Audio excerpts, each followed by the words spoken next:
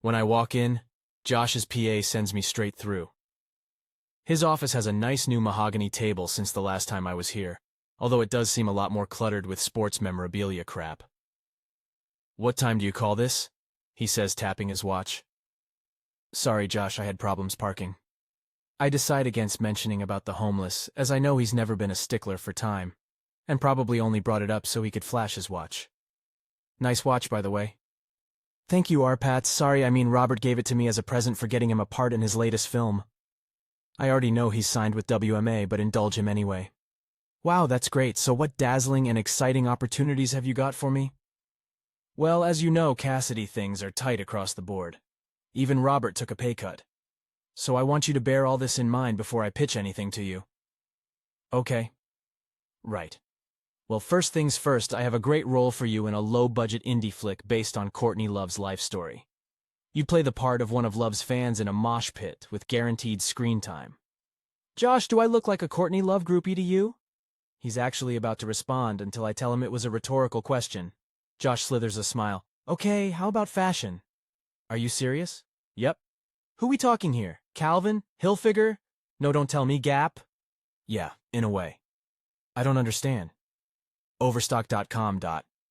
They want to use you for their online catalog, so I guess you could be modeling anyone.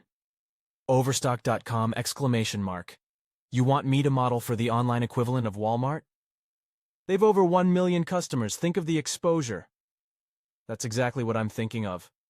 Cassidy, please, just think of it as some invaluable experience on the old industry checklist. That's what you said about the Duster infomercial. I can feel my teeth grinding, so decide to change tact and ask how much it pays. $200? $200? But that's even less than the last gig. He looks at me and shrugs as if I have the answer. "What else have you got?" "That's everything, I'm afraid." $200 won't even cover my share of this month's rent money. Surely you must have something that pays. "Well, I know some guys looking for actresses, but I don't really think it'd be your thing." "Are they leading parts?"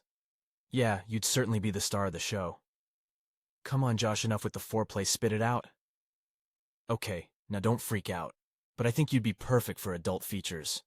Porn. You want me to fuck some guy on screen for cash? Nothing too hardcore. You know, tasteful. Cassie, baby.